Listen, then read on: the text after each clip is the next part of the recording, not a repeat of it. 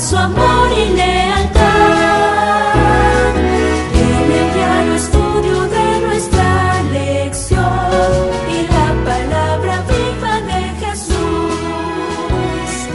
Sí, diariamente estudiaré mi lección con fidelidad.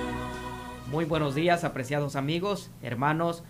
El Señor nos bendiga. Muchas gracias por estar con nosotros, acompañarnos un día más, otra mañana. A nuestros hermanos que nos escuchan en la radio, que van manejando, que están en la oficina ya para el trabajo, que están en sus casas, muchísimas gracias.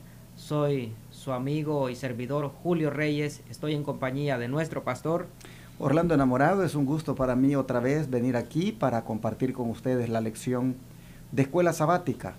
Muchos muy temprano están esperando estas lecciones. A veces me llaman me escriben en el WhatsApp diciéndome qué pasó con la lección, porque la grabamos en una hora que a veces para algunos ya pues están adelantados en la hora. Pues nosotros la grabamos con la hora central de los Estados Unidos.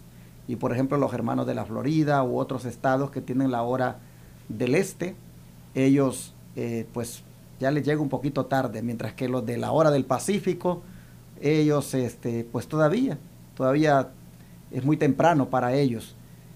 Pero me gusta cuando me escriben y me dicen qué pasó con la lección de escuela sabática. Eso me dice de que son varios los que por la gracia de Dios se alimentan con estos estudios, y por eso demos gracias a Dios que tenemos este medio de comunicación que nos permite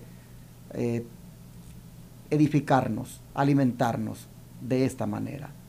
Creo que llegó el momento para comenzar. ¿Qué les parece si oramos?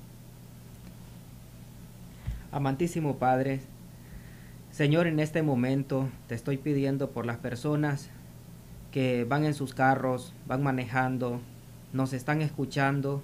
Otros están en su oficina, en sus casas. Otros están, oh Dios, a lo mejor en la cama de un hospital.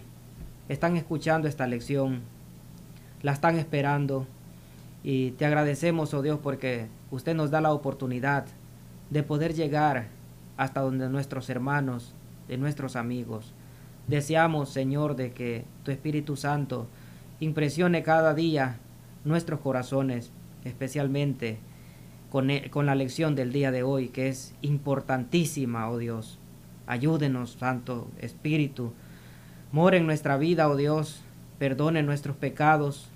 Bendíganos a nuestro pastor Orlando Enamorado, a mí, y que seamos, oh Dios, un instrumento para que este mensaje llegue de una manera fluida a todos nuestros receptores. Acompáñenos. En el dulce nombre de Jesús te lo pedimos. Amén. Amén. Amén. Honorable liberación de la tierra es el título de la lección de esta semana. ¿Quiénes serán liberados? ¿Y por qué la lección le llama que será honorable dicha liberación? La tierra. ¿A quién tiene la tierra secuestrados? ¿A quién tiene la tierra esclavizados para que sean libertados? Pues hermano Julio, comencemos. Para ello vamos a leer 1 Corintios 15, 51 al 55. Honorable liberación de la tierra. Nos dice 1 Corintios 15, 51. He aquí os digo un misterio. No todos dormiremos, pero todos seremos transformados. En un momento, en un abrir y cerrar de ojos, a la final trompeta, porque se tocará la trompeta y los muertos serán resucitados incorruptibles, y nosotros seremos transformados. Porque es necesario que esto corruptible se vista de incorrupción, y esto mortal se vista de inmortalidad. Y cuando esto corruptible se haya vestido de incorrupción, y esto mortal se haya vestido de inmortalidad, entonces se cumplirá la palabra que está escrita: sorbida es la muerte en victoria. ¿Dónde está, oh muerte, tu aguijón? ¿Dónde, oh sepulcro, tu victoria? Qué hermoso porque esto es lo que la lección nos ha dado ahora como título: la honorable liberación de la tierra. Los muertos en Cristo están aquí en esta palabra que hemos leído, siendo libertados. Dice que no todos dormiremos, pero todos seremos transformados. Es decir, los que estemos vivos y los muertos en Cristo, todos seremos transformados. Será en un momento, o como dijera el original griego, en un átomo, en un abrir y cerrar de ojos. El Señor no necesita de tanto tiempo para transformarnos. Será, dice, cuando la trompeta final se toque, que los muertos van a resucitar incorruptibles y nosotros, dice, seremos transformados. Incorruptibles. La materia se corrompe, es decir, vuelve a hacerse tierra, pero el Señor viene y la vuelve a transformar en lo que debe ser el ser humano. Lo viste de inmortalidad, y cuando ya esto se ha hecho, con esos cuerpos ahora incorruptibles, con esos cuerpos ahora inmortales, se expresan esas palabras de victoria, las que dicen: sorbida es la muerte en victoria. Y aquí se personifica a la muerte, porque se le habla y se le dirá: ¿dónde está, oh muerte, tu aguijón? ¿Y dónde, oh sepulcro, tu victoria? El aguijón, dice el apóstol Pablo, es el pecado, y el poder del pecado es la ley del pecado. Así al apóstol le es revelado ese momento especial y honorable, cuando, si usted y yo, hermano Julio, estemos muertos, pero si morimos creyendo en Cristo, seremos libertados de la esclavitud en la cual la tierra nos va a tener. El Señor nos está diciendo desde ya cuál será nuestro fin, si es que muriéramos antes de Él, pero si lo hacemos en Cristo. Amén. Creo que esto pues nos prepara y no debemos tenerle miedo a la muerte, porque de antemano el Señor nos está diciendo qué es lo que va a hacer de nosotros en ese día final. Nos dice el conflicto de los siglos: el Hijo de Dios dirige una mirada a las tumbas de los justos, y levantando luego las manos al cielo exclama: despertaos, despertaos, despertaos, los que dormís en el polvo, y levantaos, porque toda la superficie de la tierra, los muertos oirán esa voz, y los que la oigan vivirán. Amén. Qué hermoso. Yo me imagino a Cristo mirando. Yo siempre me pongo así, hermano Julio, porque uno nunca sabe, ¿verdad? Pero yo siempre me imagino a Cristo en ese momento mirando mi tumba, mirándome donde yo haya quedado, ¿verdad? Si es que yo ya he muerto cuando el Señor venga. Pero me imagino al Señor mirando mi tumba y allí diciéndome: despertaos, despertaos, despertaos y levantaos. Wow. Qué impresionante. Por eso es que el cristiano muere con esperanza. El cristiano no muere como los que no tienen, perdón, el pariente no llora como los que no tienen esperanza. Llora porque pues no quiere que esa persona se separe, pero sabe de que le va a volver a ver, porque ha muerto en el Señor. Qué bonito esta expresión del Señor: que dirá, despertaos, despertaos, despertaos los que dormís en el polvo. Yo tengo, hermano Julio, aquí una declaración en esta Biblia de estudio que me gusta. Dice, tenemos un Salvador resucitado viviente, que rompió las cadenas de la tumba después que había estado allí 3 días, y en triunfo proclamó sobre el agrietado sepulcro de José, yo soy la resurrección y la vida. Ahora Él viene. Nos estamos preparando para Él. Estamos listos de modo que si cayéramos dormidos, podríamos hacerlo con la esperanza en Jesucristo. ¿Estáis trabajando ahora por la salvación de vuestros hermanos y vuestras hermanas? El dador de la vida vendrá pronto. El dador de la vida viene para romper las cadenas de la tumba.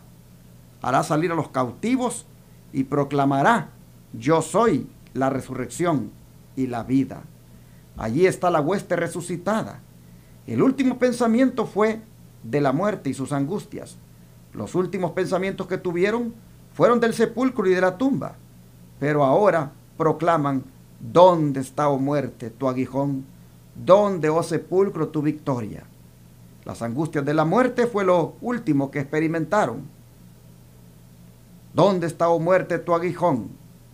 La última cosa que reconocieron fueron las angustias de la muerte. Cuando despierten, todo eso habrá desaparecido. Aquí están el último toque de inmortalidad que les ha sido dado, y ascienden ahora para encontrarse con su Señor en el aire. Los portales de la ciudad de Dios giran sobre su gozne y entran las naciones que han guardado la verdad. Las columnas de ángeles están a cada lado y los redimidos de Dios entran en medio de querubines y serafines. Cristo les da la bienvenida y pronuncia sobre ellos su bendición. Bien, buen siervo fiel, entra en el gozo de tu Señor. ¿Cuál es ese gozo? Ve el fruto de la aflicción de su alma y queda satisfecho. Amén. Pero pastor, ¿qué es lo que a nosotros nos hace dignos para merecer a todo esto de la eternidad? O sea, ha de haber sucedido algo para que las personas sean dignas, los que van a participar de esta resurrección, de esta transformación, de esto de escuchar la voz del Señor. Previamente habrá algo que nos haga dignos, y a las personas que no reciban esto, indignas. Definitivamente que hay un estudio en la Biblia que es el estudio del juicio investigador, y lo que va a ocurrir en estos momentos hermosos de transformación completa de la naturaleza, de resurrección, esto está relacionado con ese juicio investigador. Allí se va a considerar quién es digno de la eternidad y quién no. Vale la pena que leamos eso. Primera de Pedro 4, 17 al 19 nos dice, porque es tiempo de que el juicio comience por la casa de Dios. Y si primero comienza por nosotros, ¿cuál será el fin de aquellos que no obedecen al Evangelio de Dios? Y si el justo con dificultad se salva, ¿en dónde aparecerá el impío y el pecador? De modo que los que padecen según la voluntad de Dios encomienden sus almas al fiel Creador y hagan el bien. Amén, amén. O sea, va a haber un juicio. Va a haber un juicio y va a determinar quién es digno de la eternidad. Y nos dice de que el juicio comienza en la casa de Dios. Por eso es que nosotros los adventistas tenemos esta enseñanza del juicio investigador, que creemos que comenzó en 1844 y que, como dice el texto, que comienza por la casa de Dios, ha comenzado dicho juicio con todos los creyentes que desde Adán para acá hayan muerto en la fe en Jesucristo, y con estos con estos que son primero los creyentes, el Señor va haciendo el juicio para determinar si son dignos de que moren para siempre con Él. Y si esto, dice Pedro, con dificultad, dice, ocurre que se salva el justo, ¿a dónde quedará el impío y pecador? O sea, hay un juicio. Hay muchas personas que nos escuchan que no están muy familiarizados con esto del juicio investigador. O sea, hay libros, hay registros donde van nuestras obras, nuestros hechos. Pero veamos primero Lucas 20:35, tiene algo para después aclarar un poquito.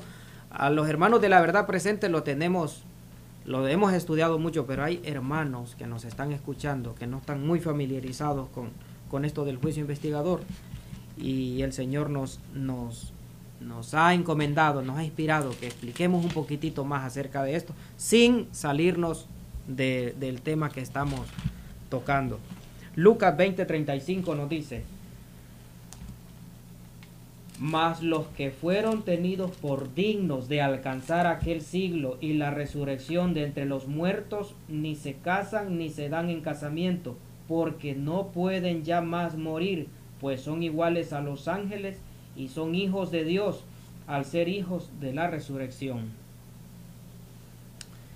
Bueno, aquí nosotros encontramos que claramente está diciéndonos el Señor, especialmente en la primera parte, que los que fueron tenidos por dignos de aquel mundo y la resurrección de los muertos, ni se casan ni se dan en casamiento. Pero está hablando de los que fueron tenidos por dignos de aquel mundo.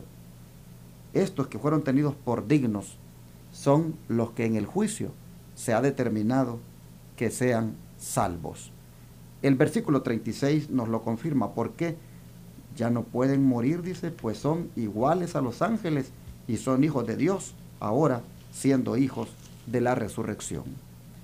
El juicio investigador determina quién puede vivir para siempre, quién puede morar por toda la eternidad en la tierra nueva. El juicio investigador, hermanos, es el que va a determinar quiénes son los que serán transformados en un abrir y cerrar de ojos. El juicio investigador determinará quiénes son los que oirán esa trompeta final, esas palabras diciendo: despertaos, despertaos, despertaos, los que dormís en el polvo, y levantaos. El juicio investigador es clave en esto, hermanos, para nosotros ser de ellos, de los que serán transformados, ya sea que hayamos muerto en Cristo o estemos vivos. El juicio investigador determina las personas que han de vivir en la patria celestial. Este juicio investigador está basado en registros que se conservan en el cielo. A Elena White le fue revelado eso. ¿Qué dice, hermano Julio? A medida que los libros de memoria se van abriendo en el juicio, las vidas de todos los que hayan creído en Jesús pasan ante Dios para ser examinadas por Él. Empezando con los que vivieron los primeros en la tierra, nuestro abogado presenta los casos de cada generación sucesiva y termina con los vivos. Cada nombre es mencionado, cada caso cuidadosamente investigado. Habrá nombres que serán aceptados y otros rechazados. A todos los que se hayan arrepentido verdaderamente de su pecado y que hayan aceptado con fe la sangre de Cristo como su sacrificio expiatorio, se les ha inscrito el perdón frente a sus nombres en los libros del cielo. Como llegaron a ser partícipes de la justicia de Cristo y su carácter está en armonía con la ley de Dios, sus pecados serán borrados y ellos mismos serán juzgados dignos de la vida eterna. Ahí está lo que decía Lucas 20:35, que son tenidos por dignos. en un abrir y cerrar de ojos, habrá una transformación de todos los que estén vivos para encontrarse con el Señor y de los que hayan muerto en Cristo. Pero estos previamente habrán sido seleccionados en este juicio investigador. Interesante que dice que los libros se van a ir abriendo y las vidas de todos los que hayan creído en Cristo van a pasar ante Dios para ser examinadas por Él. Todos tenemos, hermano Julio, un libro de memoria. Todos, donde está registrada todas nuestras acciones. Allí está prácticamente nuestro récord. Y es interesante que cuando esos libros, dice, se vayan abriendo y las vidas sean expuestas de todos los que hayamos creído en Jesús, dice, pasaremos ante Dios para ser examinados por Él. Y esto ha empezado ya, porque dice que empezando con los que vivieron los primeros en la tierra, es decir, Adán y Eva, nuestro abogado, o sea, Jesucristo, presentará el caso de cada generación sucesiva hasta llegar al juicio de los vivos.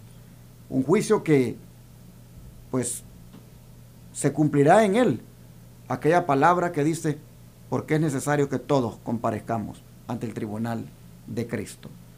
Pero, hermanos, a algunos les da miedo oír esto de que compareceremos ante un juicio, ante un tribunal.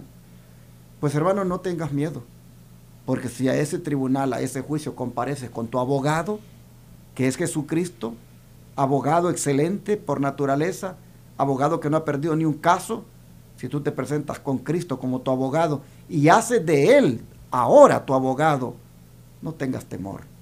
Cristo te representará dignamente, porque mientras en el libro de las memorias aparezca que pecaste, si tú te arrepientes ahora y lo aceptas a Él como tu Salvador, aparecerá también allí, a la par de aquel pecado, la palabra perdón. Amén. Bueno, ¿qué más dice la sierva del Señor? A todos los que se hayan arrepentido verdaderamente de su pecado y que hayan aceptado con fe la sangre de Cristo como su sacrificio expiatorio, se les ha inscrito el perdón frente a sus nombres en los libros del cielo. Como llegaron a ser partícipes de la justicia de Cristo y su carácter está en armonía con la ley de Dios, sus pecados serán borrados y ellos mismos serán juzgados dignos de la vida eterna. Qué bonito. Además, es un mensaje esperanzador. Al principio usted dijo de que a mucha gente le da miedo, pero ya las últimas palabras de estas frases nos dan esperanza de que hay un libro, hay libros, hay registros, pero dice que si nuestra vida, si nuestro carácter está en armonía con la ley de Dios, no tenemos que temer al juicio. Así es. Porque a nosotros nos representa nuestro abogado, que no ha perdido ningún caso y no lo perderá. Amén. Bueno, pero ¿qué va a pasar entonces cuando ya tanto los que están vivos, cuando Jesús vuelve, como los que resucitan a su voz? ¿Qué va a pasar con ellos en ese momento que han sido transformados? 1 Corintios 15, 49, ¿qué nos dice? Nos dice, y así como hemos traído la imagen del terrenal, traeremos también la imagen del celestial. Interesante esta expresión. Traeremos también la imagen del celestial. Allí entonces va a ocurrir algo muy especial, porque la imagen del Señor prácticamente será cuando seamos glorificados, cuando ya completamente nuestros cuerpos sean inmortales. A la voz de Dios, ¿qué va a pasar con los justos vivos entonces? A la voz de Dios, los justos vivos fueron glorificados. Ahora, o sea, a la voz de Dios fueron glorificados. Ahora son hechos inmortales y juntamente con los santos resucitados son arrebatados para recibir a Cristo, su Señor, en los aires. O sea que tendremos la misma naturaleza que tenía Adán y Eva antes del pecado. Así es. Bueno, hermanos, que nadie nos quite esta dicha, que nadie nos quite este honor de que seamos liberados de la tierra, ya sea de las profundidades de ella si estuviéramos pues ya muertos, o de aquí al ser levantados por nuestro Señor Jesucristo. Hermosa liberación la que nos espera. No hay por qué tenerle miedo al futuro, sabiendo de antemano cuál será nuestro fin. Amén. Solamente vivamos para Cristo ahora, sirvámosle ahora, entreguémosle nuestros pensamientos a Él, dejemos que Él nos guíe, hagamos lo que a Él le agrada y no tengamos temor de qué es lo que nos vendrá, porque lo que nos viene es felicidad, glorificación, transformación y una experiencia hermosa por toda la eternidad. Gloria a Dios. Vamos a orar. Oh Dios Todopoderoso, qué hermoso la esperanza que nos has dado, Señor. Qué hermosa para todos nosotros, que a veces nos sentimos perplejos, indecisos, y hay, Señor, temor. Qué hermoso. Lo que espera para nosotros es una victoria total, un canto donde se le dirá a la muerte: ¿dónde está, oh muerte, tu aguijón, y dónde, sepulcro, tu victoria? Lo que nos espera es una transformación total en nuestro cuerpo, de manera que tu gloria se ha de manifestar en nosotros. Señor, ayúdanos a amarte y no echarnos para atrás, sino avanzar en este camino, perseverando por la fe y manteniéndonos haciendo tu voluntad, para que así, oh Señor, pasemos por la experiencia de la glorificación. Amén, Señor. Gracias, te lo pedimos, que así sea, en el nombre de Cristo Jesús. Amén. Amén. Todo fiel discípulo del buen Jesús demostrará su amor inefable